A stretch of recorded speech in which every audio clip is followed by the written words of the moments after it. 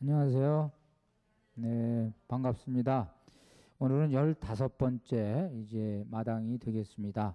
오늘 주제 빠라클리또 무슨 말인지 아시죠? 다 아시는 말입니다. 어, 우리 말은 아니지만 우리 신앙에서 아주 중요한 부분을 얘기하는 대목입니다. 성령에 대해서 우리 함께 보시겠습니다. 이런 얘기가 있어요. 이스라엘이 아랍 국가들하고 일촉즉발의 대치 국면에 있었을 때 그 이스라엘 수뇌부에서 은근슬쩍 그 고급 정보를 흘렸다고 그럽니다. 그래서 그 정보가 뭐냐?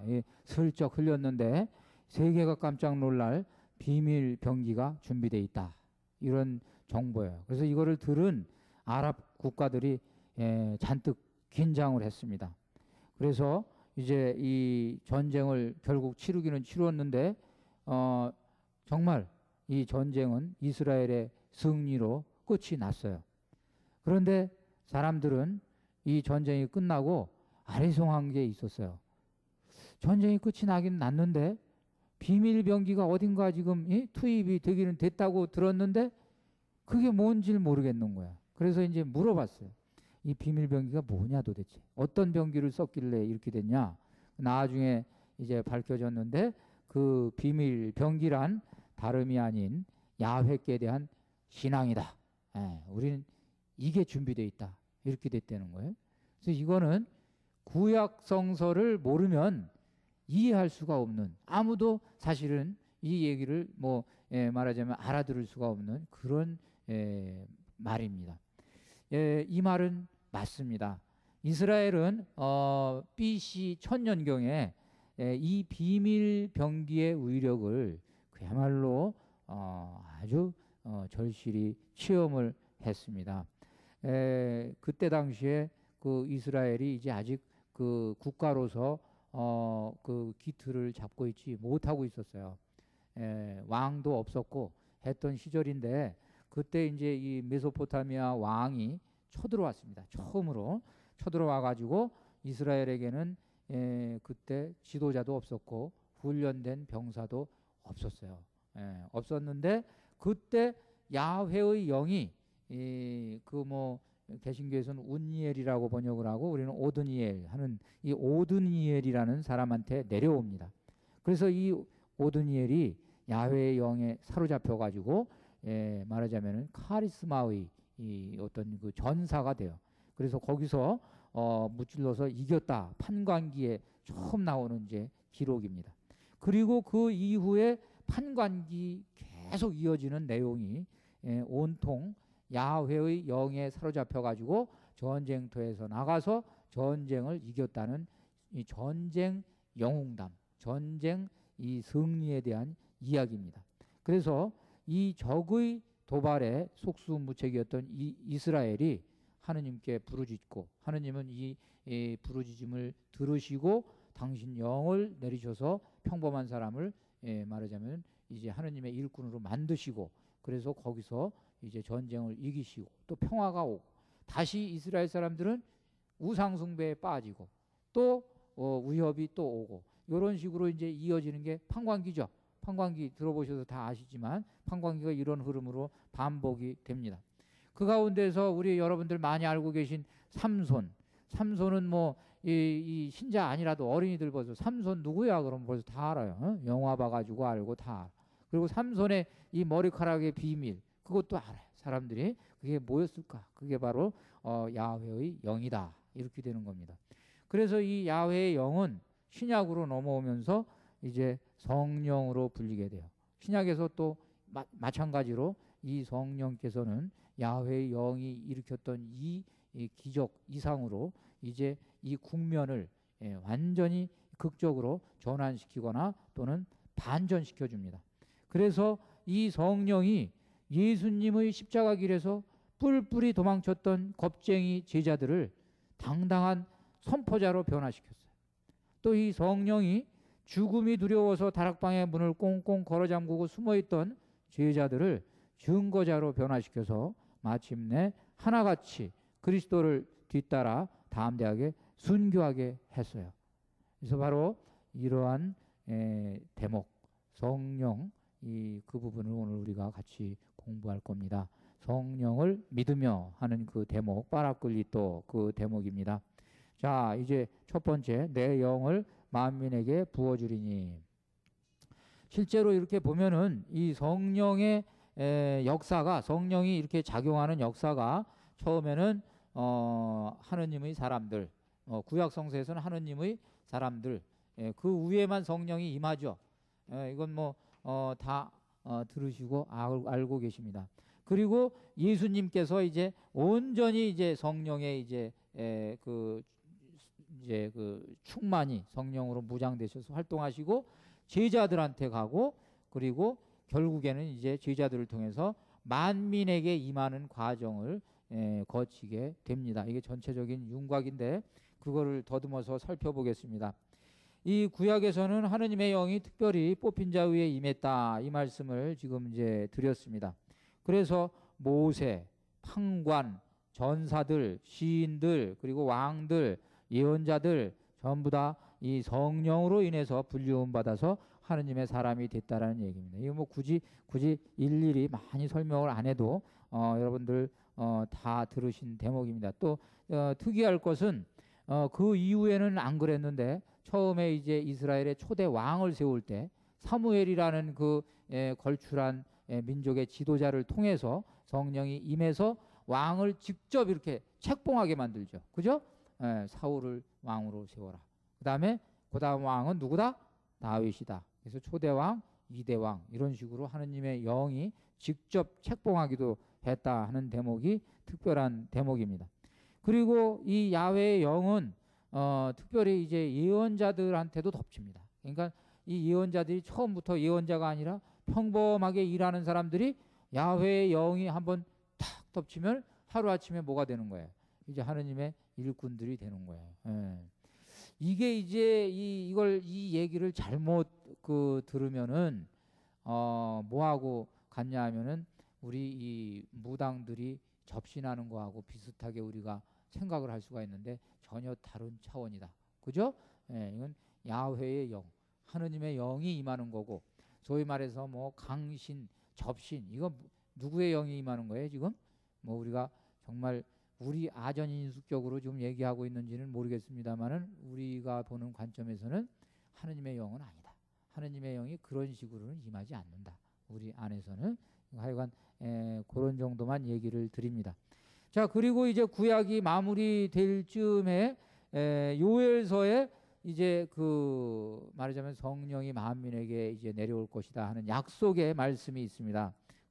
같이 한번 읽어드리면은 그런 다음에 나는 내 영을 만민에게 부어주리니 너희의 아들과 딸은 예언을 하리라.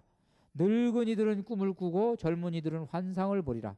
그날 나는 남녀 종들에게도 나의 영을 부어주리라 하는 그 내용입니다. 그래서 구약에서는 이게 막연한 꿈이었는데 예수님을 통해서 비로소 이제 그것이 실현이 됩니다. 그래서 우선 이제 예수님을 또 한번 같이 보시면은 예수님의 일생은 그야말로 성령으로 가득 찬 생애였어요. 우선 성모님이 예수님이 잉태할 때 성령으로 잉태했고 그 다음에 예수님이 세례 받으실 때 비둘기 모양으로 내려오셨고 또 보면은 성령의 인도를 받아서 광야로 가셨다 이렇게 돼 있죠. 예수님이 광야로 가실 때 그냥 당신이 가신 게 아니라 성령의 인도를 받아서 가셨다. 또 거기서 유혹을 물리치실 때도 예수님은 성령과 그 다음에 성경 말씀으로 물리치시고 또 예수님이 공적 활동을 하실 때도 이제 성령으로 의한 것이다. 루카복음 4장 14절은 그래서 이렇게 얘기합니다. 예수께서는 성령의 능력을 가득히 받고 갈릴레아로 돌아가셨다. 예수께서는 여러 회당에서 가르치셨다. 이렇게 이제 돼 있는데 여기서 중요한 표현이 성령의 능력을 가득히 받고 활동하셨다. 결국 이제 그 대목입니다. 그래서 예수님이 또 나자렛 회당에서 가르치기 시작하실 때 주께서 나에게 성령을 부으시어 이렇게 얘기하셨죠. 또 그리고 그 이후에 실제 그 성령의 그 능력으로 이제 무장돼서 그 활동을 하셨어요. 악령에 시달리는 사람을 풀어줬고 병자를 치유해 주셨고, 그리고 여러 성령의 그 힘입은 그 활동을 하셨을 뿐만 아니라 파라클리토, 지금 말씀드리는 이 협조자 성령을 약속해 주셨어요. 그래서 예수님이 하신 말씀이 이 파라클리토는 원래 위로자, 협조자 또는 변호자 이런 뜻이에요. 잘 말뜻 알아들으시고 말하자면 도움이 필요할 때 파라클리토를 부르시기 바랍니다. 파라클리토, 우리의 위로자이신 성령이시여. 그 다음에 파라클리토, 우리 협조자이신 성령이시여. 또 파라클리토, 우리의 변호자, 그렇죠? 그래서 그런 식으로 이해하시면 좋으시겠습니다. 자, 그러시고 이제 이 성령이 예수님 약속대로 오순절에 이제 예수님 부활하시고 승천하시고 나서 열흘 후에, 딱 열흘 후에, 그죠? 오순절이 이제 그렇게 해서 날짜를 따져보면 열흘 후입니다. 그래서 열흘 후에 이 제자들 위에 강림을 하는데, 제자들이 성령으로 무장이 돼서 전혀 딴 사람이 돼가지고 예수님이 하시던 걸 그대로 똑같이 하세요. 복사판으로, 예수님 약속대로, 그죠? 예수님이 하신 건 제자들이 다 할 수 있었어요. 누구를 통해서 그랬어요? 성령을 통해서. 그래서 이 베드로는 유대인을 대상으로, 그 다음에 바오로는 이방인을 대상으로 해가지고 활동을 하시는데, 똑같이 이 성서는 아주 베드로와 이 바오로를 비교를 해가면서 이 그 사도행전은 베드로가 이걸 행하면은 바오로도 그걸 행하고 똑같이 했어요. 왜냐하면 어떻게 보면 경쟁도 시키고, 어떻게 보면 둘 다 손색 없이 그렇게 했다. 왜냐하면 베드로는 일단은 유대인을 대상으로 해서 복음을 전했어요. 그죠? 유대인을 대상으로. 그 다음에 바오로는 누구를 대상으로? 이방인을 대상으로. 그래서 예수님이 하시던 걸 그대로 둘 다 대표로 같이 하는 거예요. 그래서 그 내용들이 뭐냐면 절름발이를 베드로도 낳게 하고 바오로도 낳게 해요. 그 다음에 죽은 이를 살려내는 것도 베드로도 살려내고 바오로도 살려내요. 그리고 악령을 몰아내는 것도 베드로도 몰아내고 바오로도 몰아내요. 열정적으로 설교를 할 때도 베드로도 말하자면 설교에 능력이 없던 베드로가 뭐 배운 게 있나요? 설교학을 배웠나? 율법을 배웠나? 아무것도 모르는 베드로가 그냥 그야말로 아주 훌륭한 열정적인 설교자로 바뀌어버려요. 그런데 이제 이 사도행전 말미쯤에 재미있는 표현이 나와요. 이렇게 했어도 아직도 성령을 모르는 사람이 있었어요. 그래서 거기에 보면은 우리는 성령이라는 것이 있다는 말조차 들어보지 못했습니다, 이런 사람이 나타나거든요. 그래서 이거는 그때 당시뿐만 아니라 오늘날도 마찬가지예요. 성령에 대해서 여러 번 듣고 여러 번 고백하고 그래도 정작 성령을 모른다. 여기서 안다 모른다라는 말은 뭐하고 똑같냐 하면은, 성서에서 안다 모른다라는 말은 제가 한번 그전에 말씀드린 적이 있는데, 체험을 했다, 관계가 형성이 됐다 안 됐다 하고도 연결이 되는 거예요. 무슨 말인지 아시겠죠? 내가 그 사람을 안다, 이거는 뭐예요? 사진으로 봤다, 이게 아니죠? 나 그 사람이랑 얘기해보고 사귀었었다, 이 말이죠. 그래서 여기서 있는 내용은 아직도 성령과 사귀지 못한 사람들이 있다. 뭐 오늘날도 있을 겁니다. 자, 그러면 이제 이 두 번째 큰 그 번호로 들어가서 모두 성령으로 가득 차서라는 대목입니다. 성령은 처음에는 우리가 질문을 잘 던져야 돼요. 성령은 사람들이 성령 그러면은 질문을 던질 때 처음에는 어떻게 던졌냐 하면, 성령, 그럴 수밖에 없었어요. 성령 무엇이냐? 성령은 무엇이냐? 이렇게 던졌단 말이에요. 왜냐하면 이때까지만 해도 성령이 아직 인격이 아직 안 된 거야, 그죠? 우리는 어떻게 물어야 돼? 성령은 누구냐? 이젠 이렇게 묻죠? 그래서 무엇이냐하고 누구냐는 차이가 있어요. 성령은 하나님의 기운이다, 그러면 무엇이야? 그렇죠? 그걸로만 되면 무엇이야? 그러나 성령은 성부, 성자, 성령 위격을 같이 나누신 분이시다, 그러면 누가 돼야 돼요? 그죠? 그래서 이런 질문인데, 자, 성령은 어느 분이신가, 무엇인가, 누구이신가, 뭐 전체를 종합하는 질문을 같이 던져봅니다. 구체적이지만 포착할 수가 없어요. 성령은 구체적이에요. 현장 속에 침투해 있어요. 그래서 구체적이에요. 그렇지만 만져지질 않아. 볼 수는 없지만 강력해. 성령께서는. 그리고 인간이 호흡하는 공기처럼 생명의 필수적이에요. 이 성령은. 그리고 바람이나 폭풍처럼 역동적입니다. 한번 그냥 성령의 바람이 불면 대단한 다이나믹이 발생합니다. 그래서 이것을 우리가 영이라고 이렇게 표현을 하는데 뭐 아셔도 좋고 모르셔도 좋고 일단은 그래도 성령을 히브리어로는 뭐라 그럴까? 루아흐, 루아흐. 그 다음에 그리스어로는 푸네우마 이런 말을 쓰고요. 라틴어로는 스피리투스. 그래서 보통 우리 이제 이거 여기서 영어가 왔죠. 스피리추얼 나오는데 루아흐 그다음에 푸네우마 그다음에 이제 스피리투스 근데 그 앞에 있는 부분들은 그냥 이제 그 말씀만 드리고 재미있는 표현이 요 스피리투스예요.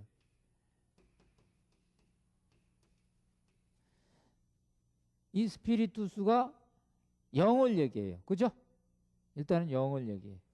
근데 이게 이 외국어에서는 또 뭐를 의미하냐면 술을 얘기해요. 이제 요즘에 쓰는 말 중에서 스피리투스 그러면 술을 얘기해요. 또 뭘 얘기하냐면 뭐 첫 번째는 아니죠. 뭐 사실은 그냥 이렇게 이제 나열을 해보면은 이렇다. 그 다음에 또 뭘 얘기하냐면 스피리투스는 그 석유 있죠? 기름, 이걸 얘기해. 근데 이거는 시사하는 바가 커요. 뭐냐? 이 영, 또 술, 석유 다 공통점이 있어요. 뭔가 이 다이나믹한 거야. 뭔가 움직이는 거야. 그죠? 술을 드시면 어떻게 돼? 확 기운이 돌죠, 그냥. 기운이 돌아. 그래서 영, 이 스피리투스. 이게 영은 기운을 돌리는 거야. 그 다음에 뭐예요? 석유, 기름 뭐예요? 이걸 태우면은 에너지가 생기잖아요. 에너지의 원천이다. 그래서 이 앞에 있는 루아흐는 숨에 대한 얘기예요. 푸네우마도 마찬가지고 번역한 말이고 하느님의 바람, 숨결 이게 이제 루아흐인데 하느님의 숨결, 하느님의 입김, 하느님의 바람 그건데 이제 거기서도 이런 느낌이 있지만 스피리투스는 더 현대적으로 이런 느낌이 있다. 성령께서는 에너지를 확 돌리시는 분이에요. 성령께서는 에너지의 원천이시고 그러신 분이다. 이런 걸 이제 우리가 알게 됩니다. 자, 성령은 어떤 일을 하시냐 보면은 뭐 여러 가지 이제 보면은 일단은 성서에서는 창조에 그 동참하시죠. 태초에 물 위에 하느님의 영이 감돌고 있었다. 위에 휘돌고 있었다. 그 얘기는 태초에 창조하는 그 현장에 그 작업에 마침 같이 동참했다 하는 얘기가 되는 거예요. 그리고 성령은 여러 곳에서 생명력의 역할을 해요. 그래서 이 입김, 하느님의 이 루아흐, 그 구약 성서에서 이 단어가 주로 나올 때마다 생명력이 생명이 생기고 죽고 하는 게 이제 연결이 됩니다. 그리고 또 이 하느님의 영, 성령 그러면 어떤 때는 하느님의 권능이 되는 거야. 하느님의 영이 임했다 그러면 하느님의 권능이 임하는데 주로 정의하고 정의의 심판하고 연결이 돼요. 그죠? 하느님의 영이 임하면 불길이 임하든지 뭐가 임하든지 하여간 정의의 심판이 이루어질 것이다. 하느님께서 그 당신의 능력을 펼치실 것이다 이 말이에요. 그리고 하느님의 영은 또 우리 사람하고 연결되면은 하느님께서 부어주신 능력 그렇죠? 그래서 사람들이 하느님의 영을 받으면 아까 구약성서에서 얘기하고 신약성서에서 얘기했듯이 사람이 갑자기 능력을 부여받게 된다 이 말이에요. 그래서 그런 것들 우리가 확인할 수가 있겠고 그 다음에 성령께서는 또 어떤 일을 하시는가? 성령께서는 하느님께 우리를 인도해 주십니다. 그래서 사도 바오로께서 로마서에서 우리는 성령에 힘입어서 하느님을 아빠 아버지라고 부릅니다 하는 대목이 나와요. 그래서 하느님을 아빠 아버지 그러니까 하느님을 우리의 주님으로 우리의 구세주로 또는 우리의 하느님으로 우리가 고백할 수 있는 건 성령께서 우리를 말하자면은 인도해 주시기 때문에 그렇다는 얘기예요. 그래서 저는 주로 이 예비자분들이 처음에 이렇게 와가지고 인사 나눌 때 그 예비자분들한테 반드시 그 얘기를 해요. 지금 여러분들은 당신 발로 여기 이렇게 오셨는 줄 알지만 하나님께서 다 초대해서 모시고 오신 겁니다. 하나님 성령께서 여러분들이 여기 오시기를 원해서 오신 겁니다. 이렇게 제가 소개를 합니다. 사실이에요. 그래서 일단은 성령의 이 기초 작업을 이제 하고 들어가는 건데, 성령이 상징하는 것에 대해서도 흔히 우리들이 많이 얘기합니다. 성령은 불이다, 성령은 바람이다, 성령은 물이다, 성령은 비둘기다, 뭐 이런 식으로 해서 이제 상징하는 것이 있는데, 왜 성령이 불이라는 것은 두 가지를 우리가 일단은 생각할 수 있겠어요. 왜 성령을 불이라고 그랬냐? 성령은 정말 성령이 임하면 뜨겁다는 거예요. 그래서 실제로 여러분들이 하느님의 말씀에 감동을 받아가지고 뜨거움을 느끼셨으면 성령이 그 자리에 계신 거예요. 실제예요. 이거는 그냥 상징적으로 뜨겁다는 게 아니라 막 뭉클한 거예요. 이 안에서 막 하느님의 영이 막 소용돌이 치는 겁니다. 그리고 성령은 또 이 불이다 하는 얘기는 성령은 정화시키신다. 그래서 성령이 우리에게 한번 임하면 뭐 사실 이 안에서 작용하시죠. 그런데 이 성령께서는 우리를 정화시켜 줍니다. 그래서 내가 씻어내지 못한 것도 같이 씻어내 주신다. 성령은 바람이시다.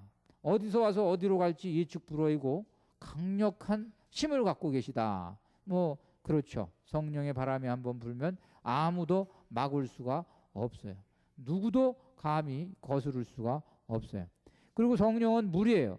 그래서 성령은 이 물로 이렇게 이제 이 요한복음에 의하면 이 나를 믿는 사람은 성서의 말씀대로 그 속에서 샘솟는 물이 강물처럼 흘러 나올 것이다. 그것은 예수께서 당신을 믿는 사람들이 받을 성령을 가르쳐 하신 말씀이었다. 이렇게 되어 있는데, 요거는 요한복음에 있는 요 말씀은 바로 성령이 물이시다. 물은 뭐예요? 밑에서부터 용솟음 치죠. 그리고 물은 생명력을 주죠. 그래서 실제 성령에 의해서 이렇게 움직여지는 사람은 이 생명력이 있어요. 생명력. 그래서 뭐 저도 저는 뭐 이 성령 세미나 하는 데에 이렇게 다니는 그런 지도 신분은 아니지만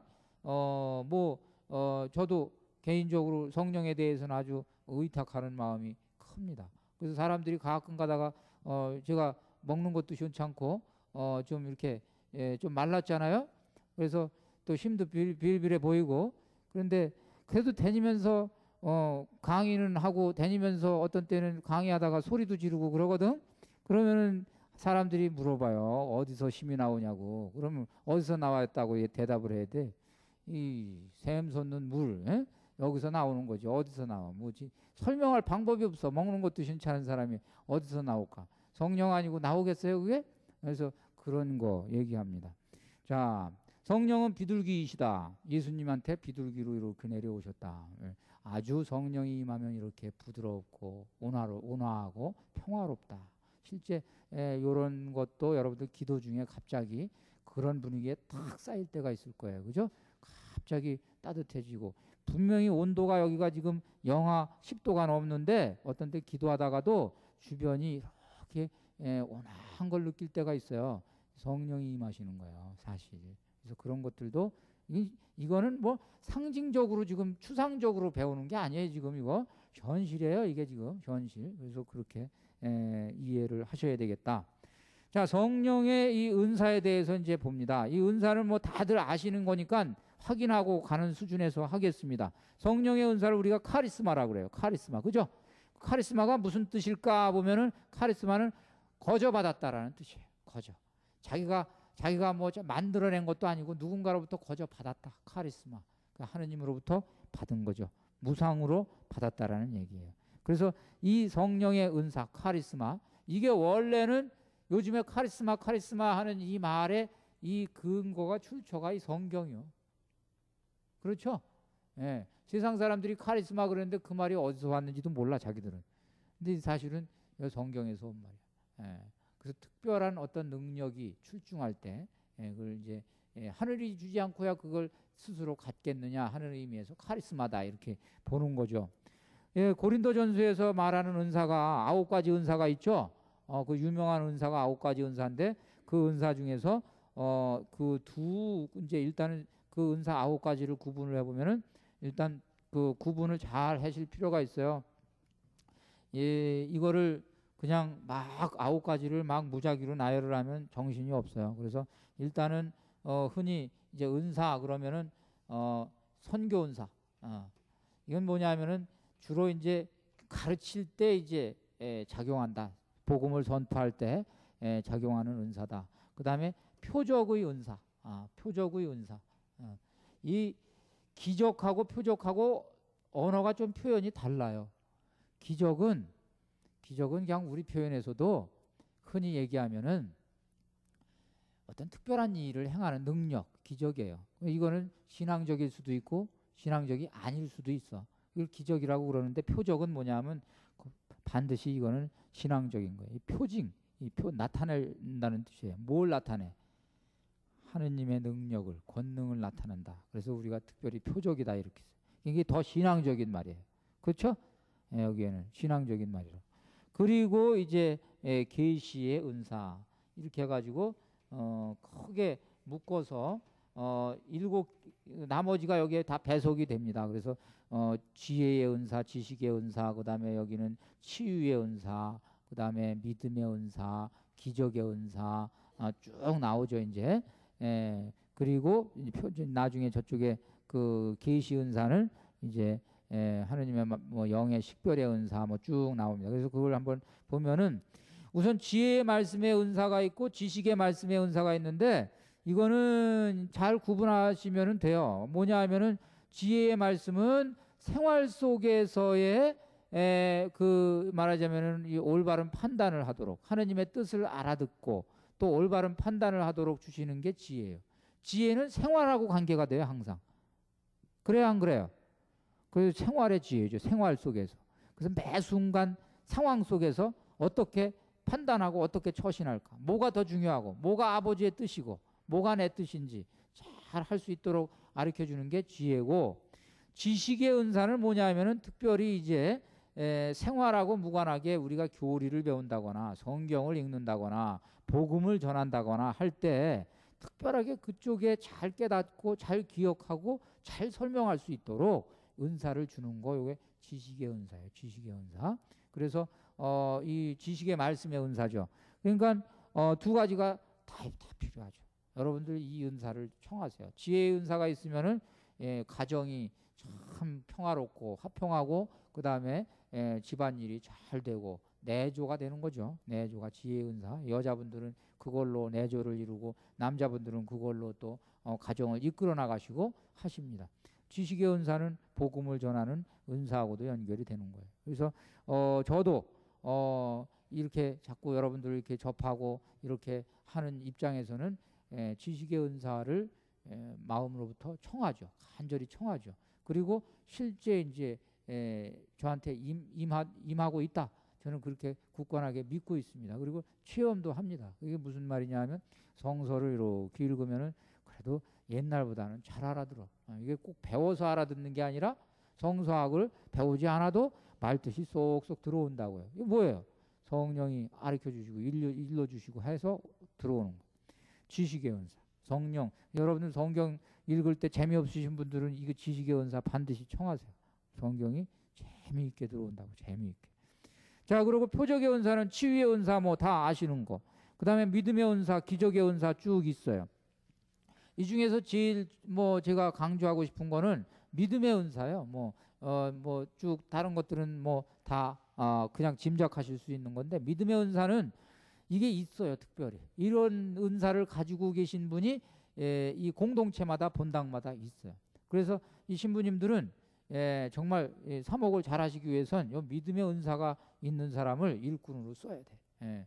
이런 사람들이 이 공동체를 말하자면 활성화시켜요.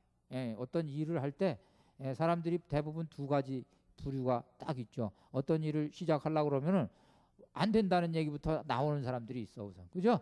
다 따져보고 다 근데 그 사람들은 대부분 머리가 좋은 사람들이야. 안 되는 이유를 너무나 잘 알고 있어. 그래서 다 이 머리로 판단하는 사람들은 그런데 된다는 사람들도 또 있어. 근데 그 사람들은 대부분 머리가 좋은 게 아니라 믿음이 좋은 사람들이야. 그렇죠?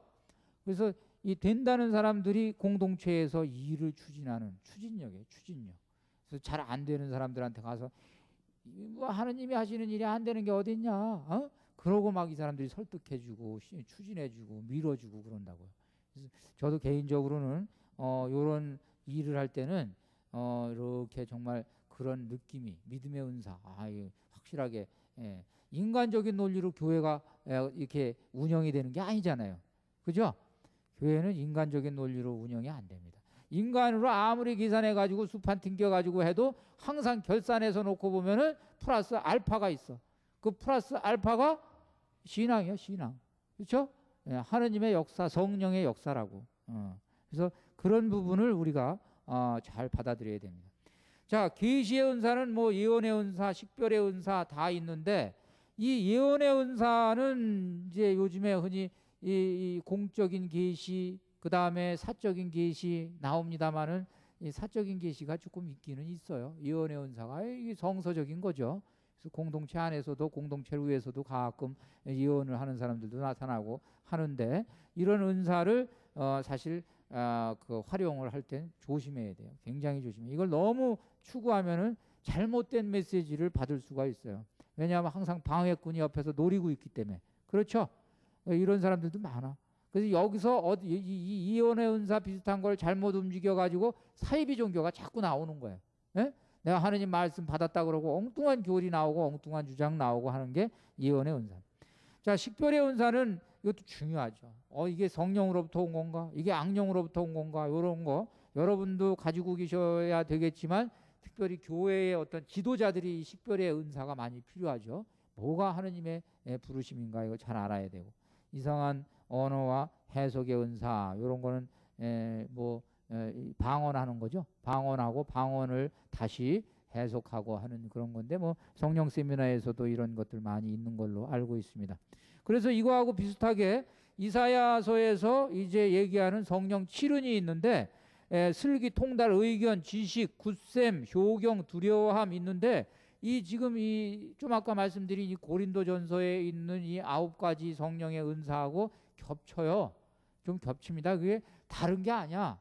다른 게 아니고 많은 부분에서 겹쳐요. 그래서 슬기, 통달, 의견 뭐 이런 부분들 특히 의견 같은 거는 영의 식별에 해당되고 저쪽으로 치면은 슬기는 지혜의 말씀에 해당되고 통달은 지식의 말씀에 해당되고 그 다음에 굳셈도 굳셈이라고 돼 있는 그 칠은 중에서 굳셈이 있죠. 이 굳셈도 사실은 신약으로 오면 믿음의 은사하고 비슷한 거예요. 예? 왜냐하면 그게 다른 게 아니거든요. 표현이 조금 이렇게 그 초점이 좀 이동했을 따름이지. 그래서 두 가지만 차별성을 갖는데 하나가 뭐냐면 효경의 은사, 그 다음에 두려워함의 은사. 요것만 조금 이제 표현이 다르다. 이 여기에 지금 은사 9가지 뭐 7가지 나열을 하는 거는 하느님이 주시는 은사는 요건가 이게 아니라 요거는 대표격이고 이 밖에도 하느님의 영은 불고 싶은 대로 불어요. 주고 싶은 대로 주고 그렇겠죠? 비단 9가지 뿐이겠어요? 7가지 뿐이겠어요? 수도 없이 많죠. 필요한 상황에 따라서 필요한 능력을 주시니까. 성령의 열매는 여러 가지 열매들이 있는데 성령이 이제 이 기본적으로 우리가 뭐 사랑, 기쁨, 평화, 인내, 친절, 착함, 신용, 온유, 절제 우리 저 갈라디아서에서 나오는 9가지 이 성령의 열매는 이렇게 생각하시면 됩니다. 성령의 은사는 하나님이 거저준 거예요. 그야말로 하나님이 거저준 거예요. 그러나 성령의 열매는 하나님이 이끌어 가시지만 내가 협조를 해서 내가 노력을 해서 거두는 게 열매예요.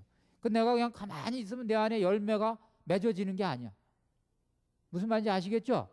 내가 같이 노력을 해서 맺어지는 게 열매예요. 그래서 사랑의 열매가 맺고 기쁨의 열매, 평화, 인내, 친절, 착함, 신용, 온유, 절제 이렇게 되는 거예요. 내가 노력을 해야 된다. 자, 이제 곁들여 가지고 삼위일체 하느님 그것을 보시겠습니다. 삼위일체 하느님은 사실 지금 이제 오늘 아까 어느 정도 이제 얘기를 했지만 성부, 성자, 성령 이제 공부 다 했잖아요.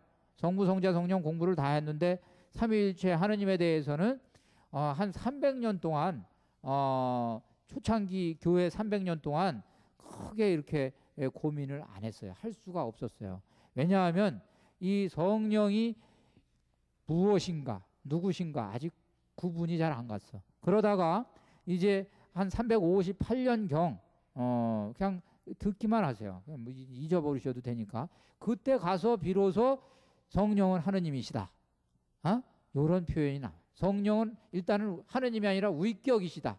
성령이 뭔가 이 무엇이 아니라 어떤 분이시다. 요 말이 나오는 거예요.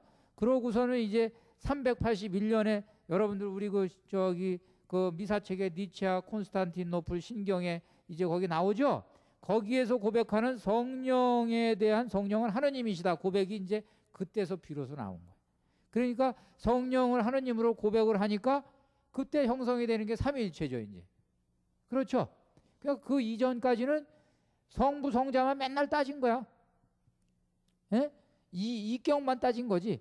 예수님하고 하느님, 성부와 성자, 성부 성자 한 몇백 년 따지다가 성령이 탁 들어오니까 이각관계가 이제 몇 각으로 바뀌어요? 삼각으로 바뀌는 거야. 삼각관계로 탁 되는 거야. 그래서 그 이후에 이제 성령에 대해서 이제 많이 이 사람들이 이제 아우스팅 성인도 고민하고 성령이 뭐냐 설명을 해야 되니까 그랬는데 질문을 잘 던져야 돼. 성령에 대해서는 질문을 잘 던져야 돼. 초창기부터 성령에 대해서 질문을 궁금한 것이 있기 때문에 잘못 던졌어요. 그게 무슨 말이냐 하면 성령이 어떤 분이고 성부 성자 성령은 어떤 사이신가 여기다가 질문을 던졌어요. 초창기 교회에. 그런데 이렇게 질문을 던지는 걸 이걸 내재적인 삼위일체다 이렇게 얘기해요. 이건 뭐냐 하면 당신들 사이에 대해서 이 세 분의 사이에 대해 성부 성자 성령의 사이에 대해서 우리가 궁금해하는 거야. 그렇죠? 예. 그럼 여기에는 뭐가 빠졌냐 하면 이 세 분하고 나와의 관계가 빠졌어. 그래요 안 그래요? 그러니까 이 질문을 우리가 내재적이다. 이 세 분 사이의 관계를 자꾸 질문을 한 거야. 이게 1000년이 넘게 이 질문만 했다고 교회가. 아우스틴 성인도 이것만 맨날 설명했어. 성령은 사랑이시고 나눔이시고 뭐 그런 거 있잖아요. 그죠? 여러 가지 설명들. 그런데 이제 그렇게 질문을 던지면은 안 된다는 거야. 그렇게 질문을 안 되는 거는 아니지만 별로 소용이 없다는 거야. 그럼 질문을 어떻게 던져야 되냐? 성령이 어디에 작용하고 나는 어떻게 성령을 경험할 수가 있고 이 세 분 삼위일체는 나의 삶하고 무슨 상관이 있냐 이걸 지금 질문을 해야 된다는 거예요. 무슨 말인지 아시겠죠? 그래서 이거를 질문을 하는 거를 우리가 구세경륜적인 삼위일체다 이렇게 얘기해. 구세경륜이 말도 어렵죠? 구세경륜이 뭐야? 세상을 구원하는 경륜이다 이 말이에요. 세상을 구원하는 경륜. 그래서 세상을 구원하는 경륜이라는 얘기는 세상을 구원하는 그 기저에 깔려 있는 어떤 구원의 원리로서 세 분, 성부, 성자, 성령 이분들에 대해서 생각을 해보자 이거야. 그러면 그걸 결론이 뭐냐 하면 성부는 어떤 분이시냐? 우리 앞에 계시고 우리 생명의 원천이신 분이에요. 그렇죠? 성부는 우리를 창조하신 분이 성부야. 아주 삼위일체에서 제일 뚜렷한 거예요. 생명을 주시고 생명의 근거가 되고 생명을 마감을 주시는 분. 이게 성부예요. 그리고 성자는 누구시냐? 성부께서 주신 생명을 우리가 어떻게 했어요? 잃어버렸단 말이에요. 그렇죠? 상처받고 우리가 잃어버렸는데 그 잃어버린 생명을 회복시켜 주신 분, 다시 찾아주신 분, 성자죠? 그래서 성자, 성령. 그래서 성자께서는 우리와 함께 계시고 우리를 위에서 계시는 하느님. 그게 이제 두 번째 대목으로 들어가는 거예요. 그러니까 우리 앞에 계신 하느님. 두 번째, 우리와 함께 우리를 위해서 계시는 하느님 성자.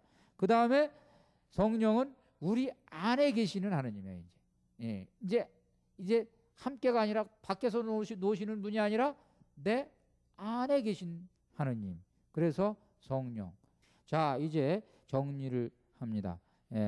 성령의 불을 끄지 마시오라는 대목입니다. 그 이냐시오 드 라따꾸이라는 그 대주교님이 아주 좋은 말씀을 하셨습니다.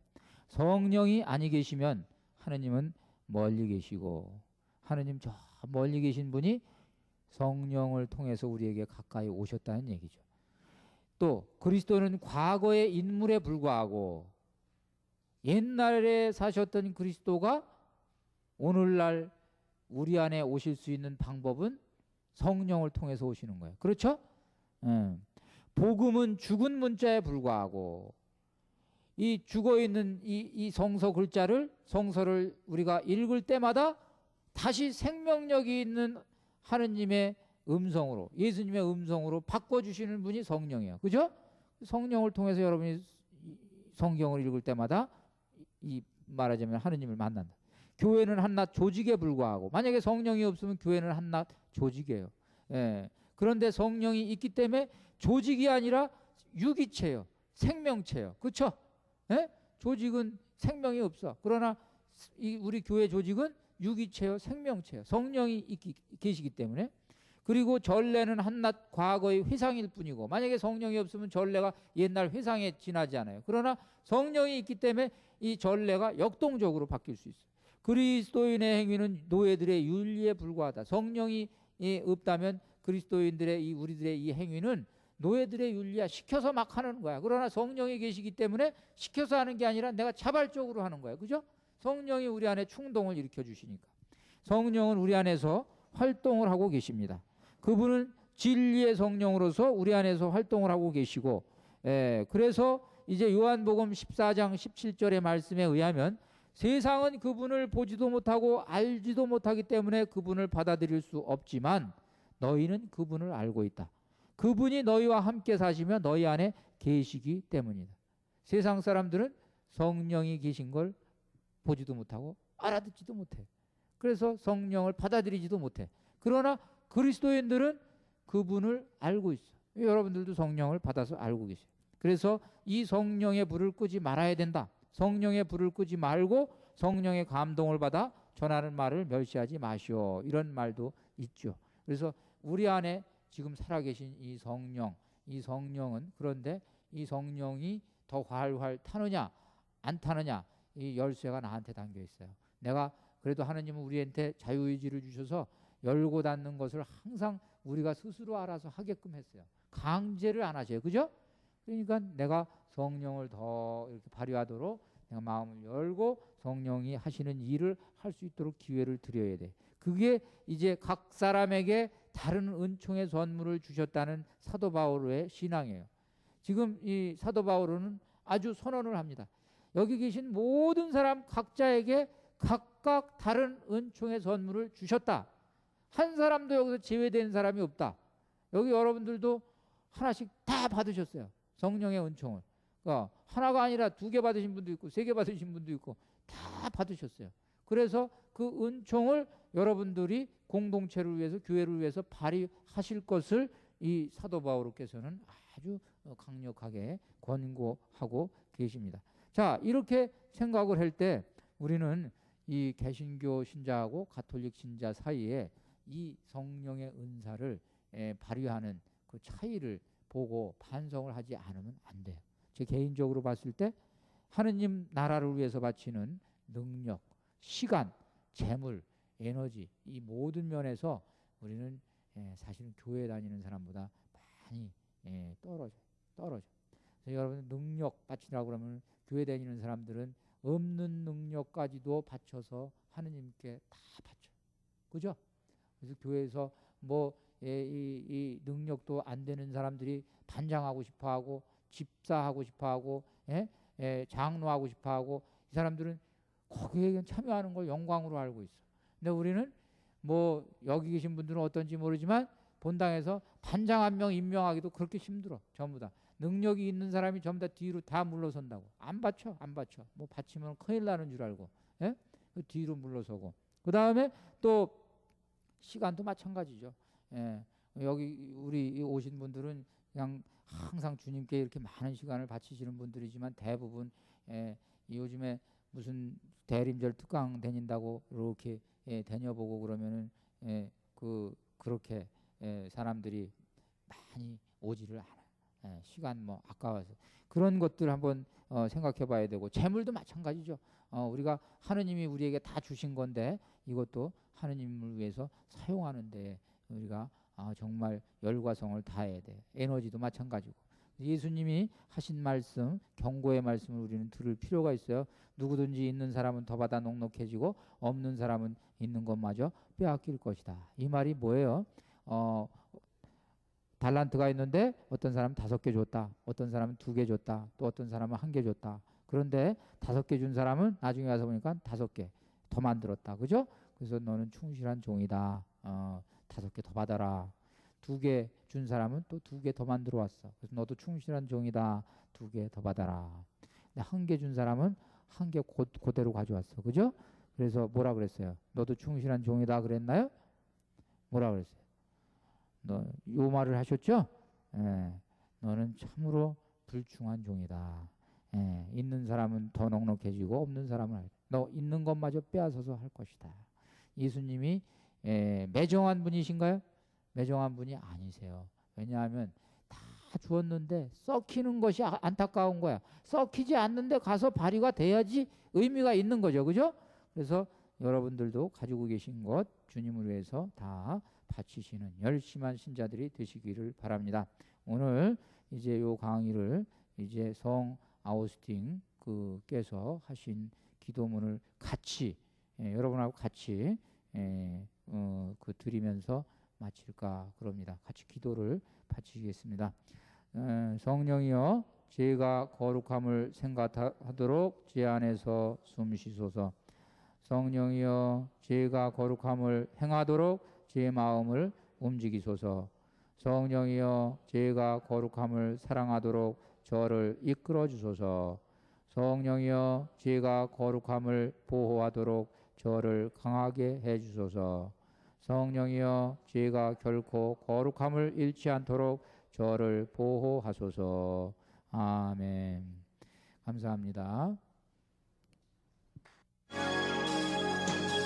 슈퍼밀리언 헤어를 머리숱이 적은 부위에 뿌리면 머리카락과 머리숱이 적은 부위에 달라붙어 속이 훤한 부분을 깜쪽같이 정상 모발 상태로 바꿉니다.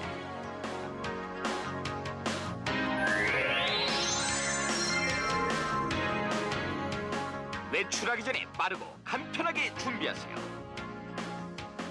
슈퍼밀리언 헤어의 구성은 본체, 고정액 미스트 그리고 사은품으로 기름종이 100ml 판매가 78,000원에 드립니다. 마무리는 고정액인 미스트로 웬만한 비바람에도 걱정이 없습니다.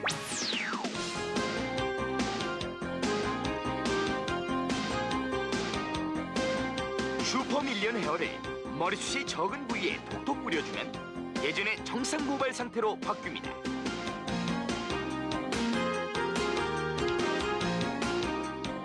슈퍼밀리언 헤어는 홍콩 이용 박람회와 미국 라스베가스에서 열린 헤어월드 2002에 출품했습니다. 머리숱이 적다고 실망하지 마세요.